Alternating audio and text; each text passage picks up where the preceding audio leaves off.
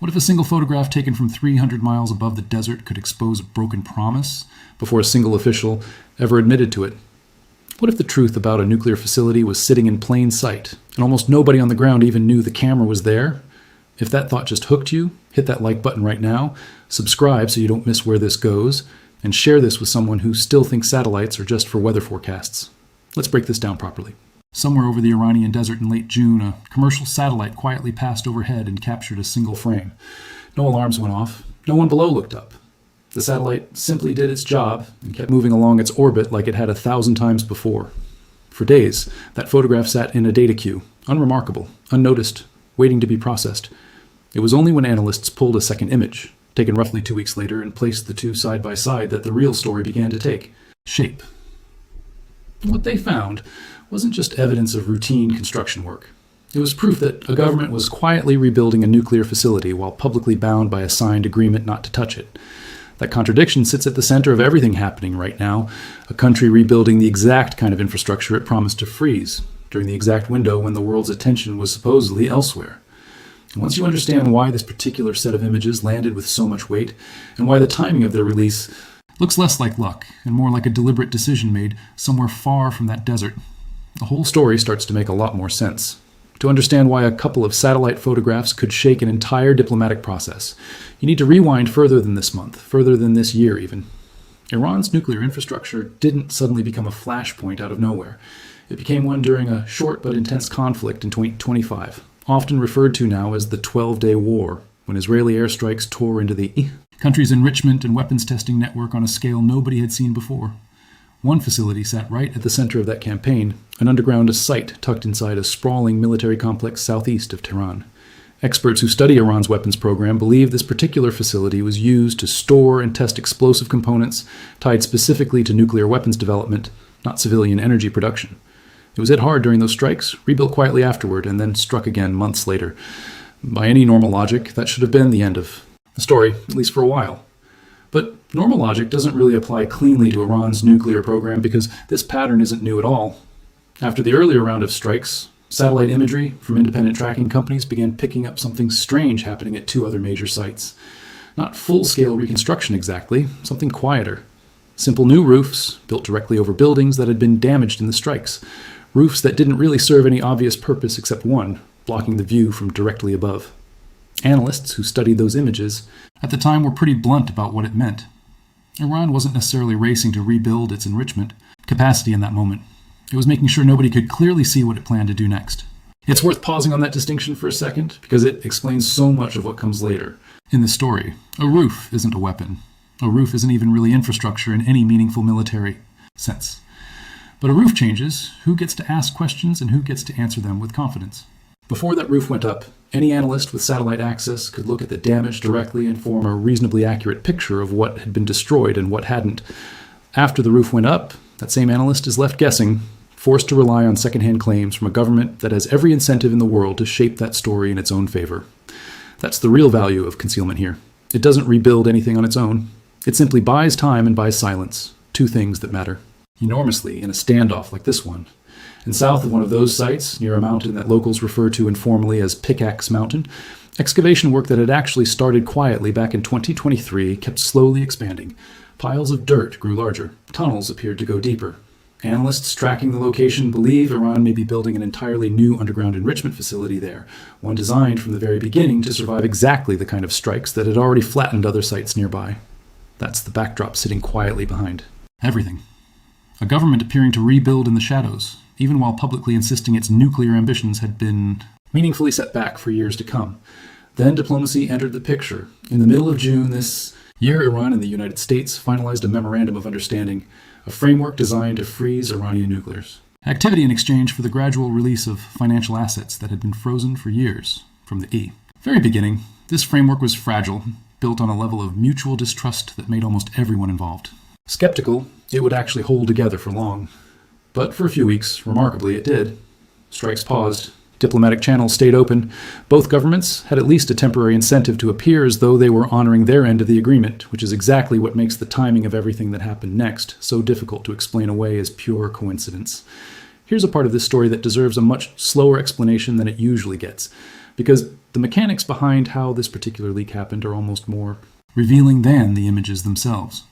For months leading up to this, the United States government had maintained fairly tight restrictions on commercial satellite companies, effectively limiting how freely firms could distribute high-resolution imagery of sensitive sites across Iran and the surrounding region.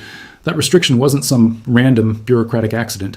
Controlling who gets to see what's happening on the ground is itself a genuine form of power, a way of managing the broader public narrative around an active and delicate diplomatic situation. And then, for a brief window in late June and early July, that restriction was quietly eased. Just long enough for new commercial imagery to become available again. Just long enough for major news outlets, working alongside independent research analysts, to acquire fresh images showing exactly what had been happening at that underground facility during this critical period. Once you understand how to read these images properly, they tell an incredibly specific story. The first set, captured in late June, showed activity that looked at first glance like simple cleanup work. Excavation around bomb penetration holes in the facility's roof, debris being cleared away, the kind of work you'd genuinely expect from any government simply trying to assess how much damage it had actually suffered. That part alone isn't particularly unusual. Any country hit by precision strikes wants to understand exactly what survived and what didn't.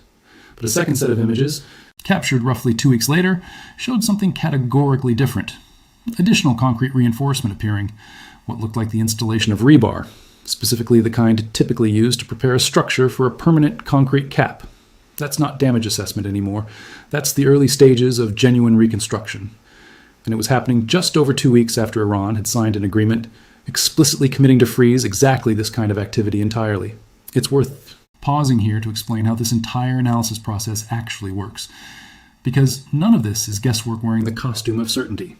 Satellite imagery analysts don't simply glance at a single photo and jump straight to conclusions. They compare sequential images of the exact same coordinates over time, carefully tracking specific physical changes between each pass. A pile of dirt that noticeably grows between two images suggests ongoing excavation.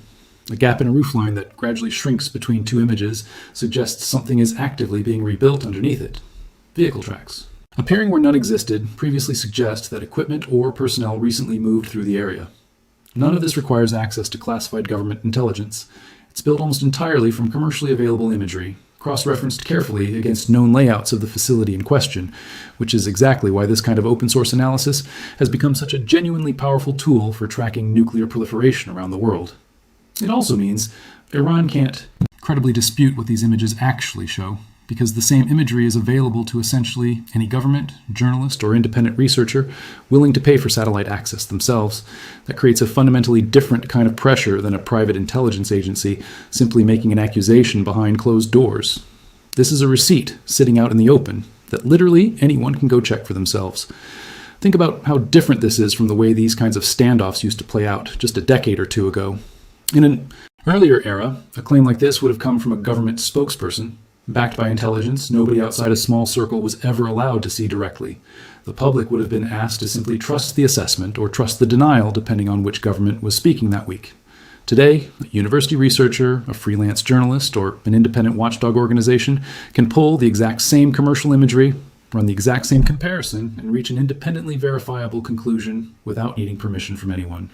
That shift alone has changed the entire balance of power around nuclear transparency. And it's a big part of why a quiet construction site in the desert can suddenly dominate international headlines within days of the right images surfacing.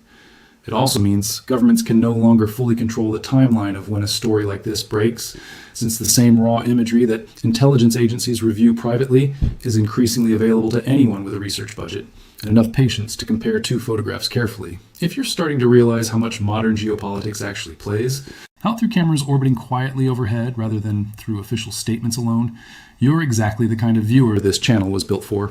Drop a comment below telling me what surprised you most so far, because there's still a lot more to this story worth unpacking. The natural question worth asking here is why Iran would take this kind of risk at all, knowing full well that commercial satellites make this kind of activity nearly impossible to hide indefinitely over any meaningful stretch of time. And the honest answer is that Iran has essentially run this exact calculation before, and in a limited sense, it actually worked in its favor previously. After the earlier round of strikes, Iran discovered that simply putting a new roof over a damaged building was often enough to stall meaningful international scrutiny for months at a time. largely because the realistic alternative to satellite monitoring is physical inspection on the ground. And Iran has systematically restricted access for international inspectors ever since the strikes first began. Officials from the international body responsible for nuclear oversight have said plainly on the record that inspections will eventually happen, but eventually is doing an enormous amount of work inside that single sentence. In the meantime, that same agency has publicly confirmed that Iran was actively constructing a third enrichment site near another major city. Information that only became public specifically because satellite tracking made it essentially impossible to deny, not because Iran ever volunteered the information itself. That pattern really is the heart of the entire story here, and it's much bigger than any single facility. Iran's overall strategy since the recent conflict hasn't been to abandon its nuclear infrastructure altogether. It's been to rebuild selectively, quietly, and just fast enough to stay slightly ahead of the next round of inspections or the next diplomatic deadline, essentially betting that global attention will eventually shift somewhere else before anyone forces a genuine reckoning. The underground facility at the center of this particular story fits that exact pattern almost perfectly. It isn't the flagship enrichment site that usually dominates international headlines. It's a smaller, far less visible facility connected to weapons testing rather than uranium enrichment itself, which likely made it exactly the kind of target Iran calculated would draw noticeably less international attention if it happened to get caught. That particular calculation now appears to have been wrong. It's worth noting just how much strategic thinking likely went into that original calculation, misguided as it turned out to be. A facility tied to weapons testing, rather than enrichment, sits a step removed from the headline-grabbing narrative most casual observers associate with Iran's nuclear program. Enrichment numbers make for easy comparisons and easy headlines. Weapons testing infrastructure is more technical, harder to explain quickly, and easier for a government to wave away as ambiguous or misunderstood. That's likely exactly why Iran gambled on rebuilding here. First, rather than at one of the more heavily monitored flagship sites, it was betting on complexity working in its favor. Instead, patient analysts willing to explain that complexity clearly turned it into one of the most damaging pieces of evidence to surface all year. Now layer in the diplomatic and political dimension of this story, because this is really where everything stops being just about concrete and rebar and starts becoming a much bigger conversation about leverage. That memorandum signed in June was never simply a nuclear agreement standing on its own.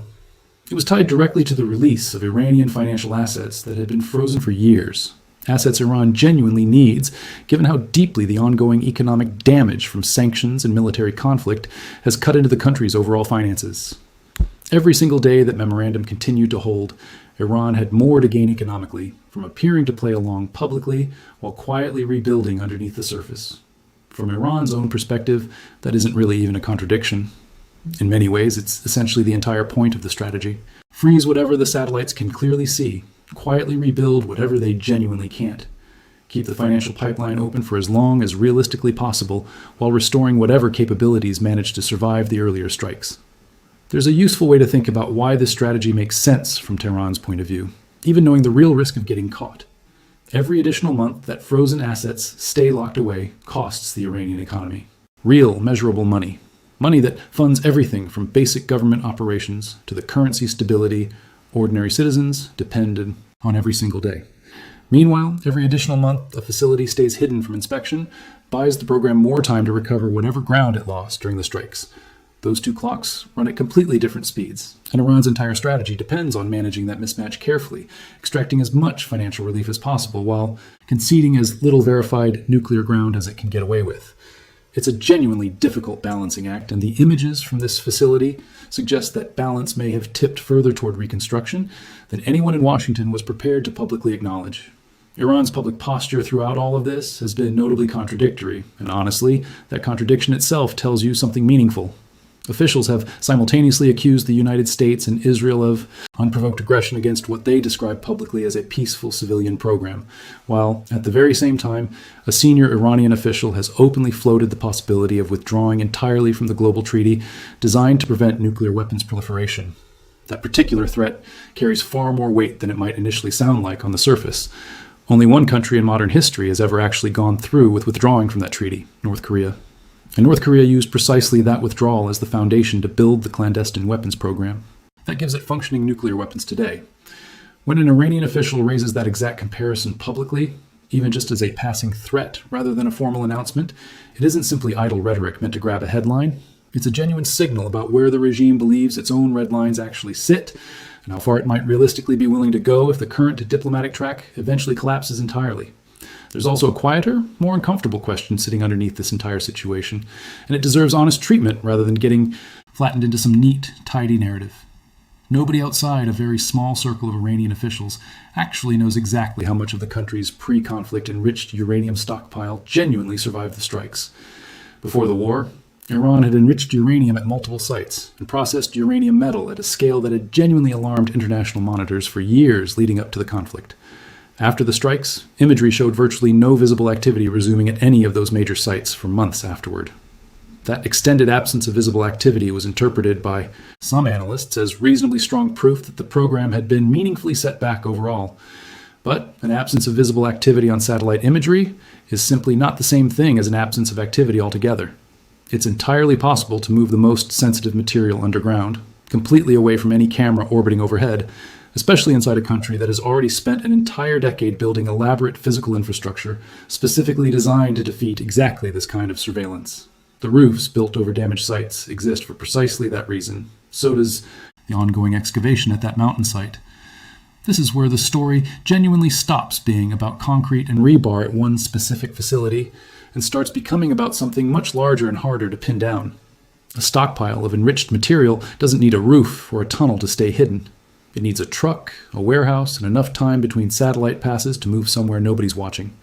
Analysts openly acknowledge this limitation whenever they present their findings. Satellite imagery is an extraordinary tool for tracking physical construction, excavation, and movement. On the surface, it is a far weaker tool for tracking material that a government has decided to move quietly underground or across a border entirely. That gap between what can be observed and what actually exists is exactly where the deepest uncertainty in this entire story lives. And it's a gap that no single photograph, however revealing, can fully close on its own. Iran doesn't necessarily need every single facility fully rebuilt to remain a serious proliferation concern on the world stage. It simply needs enough surviving material and enough hidden capacity to reconstitute a meaningful program relatively quickly once the world's attention genuinely shifts elsewhere. And every single piece of imagery collected since the recent conflict fits a pattern entirely consistent with exactly that kind of long-term strategy. None of this changes what these images actually mean for the ordinary people living through the real consequences of this entire standoff, and it's worth genuinely slowing down here before moving on to what happens next. Every time this conflict escalates further, it stops being some abstract geopolitical story. For the people actually living inside Iran, the country has spent the past year absorbing military strikes, deepening economic strangulation from sanctions, and now a domestic security crackdown tied to nationwide protests that erupted alongside all this growing outside pressure. Ordinary Iranian families genuinely have no meaningful influence over whether that underground facility gets a new concrete cap, or whether excavation at that mountain site keeps quietly expanding. They live under a sanctions regime that punishes the entire national economy, regardless of who's actually making the real decisions about centrifuges and enrichment levels behind closed doors. It's easy to lose sight of that reality when a story like this gets reduced to satellite coordinates and diplomatic jargon. Behind every frozen asset and every sanctions headline are hospitals struggling to import basic medical equipment, families watching their savings lose value month after month, and young. People facing a shrinking set of opportunities in an economy that's been squeezed from almost every direction at once. None of that excuses what the images show happening at that facility. But it does explain why the regime keeps making the calculations it makes, choosing to gamble on concealment and reconstruction rather than genuine transparency. Because from where Tehran sits, the political cost of appearing weak domestically often outweighs the diplomatic cost of getting caught internationally. On the other side of this equation, American and allied intelligence agencies, satellite analysts, and diplomats have spent months carefully trying to build an accurate picture of a program that Iran has every incentive imaginable to obscure. And everyone involved knows that miscalculating in either direction carries genuinely serious consequences.